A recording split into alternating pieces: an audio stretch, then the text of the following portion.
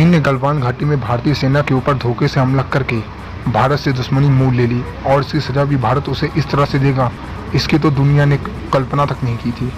हमारे 20 जवानों और एक कर्नल रैंक के अफसर ने अपना सर्वोच्च बलिदान दिया, मगर इस संघर्ष में चीन के 100 से भी अधिक सैनिकों के मारे जाने की पुष्टि हुई है। भारत ने एक के बाद एक ताबड़तोड़ एक्शन लेकर चीन को बुरी तरह परेशान कर दिया और उसे हर मंच पर घेरने का प्रयास करना शुरू भी कर दिया। सीमा पर सैनिकों की संख्या में 4 गुना से भी ज़्यादा की बढ़ोतरी की गई है। टैंक, तोप के साथ साथ लड़ाकू विमानों और जंगी हेलीकॉप्टर भी मोर्चे पर डट गए। इसके साथ साथ भारतीय नौसेना भी हिंद महासागर में पूरी तरह से अलर्ट मोड में है। यही नहीं, भारत द्वारा डिजिटल स्ट्राइक में अभी तक चीन के कुल 224 ऐप पर पूरी तरह से पाबंदी लगा दी गई है, जिससे उसका अरबों खरबों रुपए का नुकसान हो रहा है। चीनी कंपनियों को देश से बाहर निकालने का काम शुरू कर दिया गया है और इसी कड़ी में कुछ होते हुए सरकारी कंपनियां भी चीन को दिए गए ठेके रद्द कर रही है।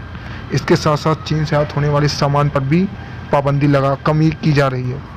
चीनी कंपनी हुआवे को 5G के ट्रायल से बाहर करने के साथ साथ इसके बाद चीन ने जो सोचा भी नहीं होगा, भारत ने वो कर दिया है।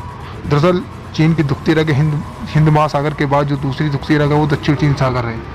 दक्षिण चीन सागर में भारत ने फ्रंट लाइन युद्धपोत तैनात कर दिया है। चीन की घुसपैठ के बाद भारत ने ब्लैक टॉप और रेकिनला पर कब्जा कर लिया है। चीन में इस समय भयंकर बाढ़ के कारण अनाज की भारी किल्लत हो गई है और लोग भूख से बिलबिला रहे हैं, जिससे वहाँ पर उसे बगावत का डर सता रहा है। और इस मुसीबत से उसे अगर कोई निकाल सकता है तो भारत ही है, और इसलिए वह गलवान हिंसा के बाद से ही भारत के सामने बातचीत की पेशकश कर रहा है। लेकिन अब देखते हैं कि भारत क्या करता है। मगर क्या भारत आसानी से उसे अपना अनाज दे देगा? जी नहीं। भारत चीन से यूएनएससी में परमानेंट सीट चाहता है और चीन है जो उसके राह में रोड़ा बना है। चीन दरअसल पाकिस्तान के समर्थन में वीटो लगाकर भारत को परेशान करता रहता है।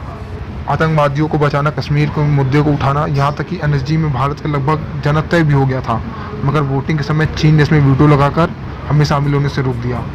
इन सब से निपटने के लिए भारत को यूएनएससी का परमानेंट मेंबर बनना ही पड़ेगा।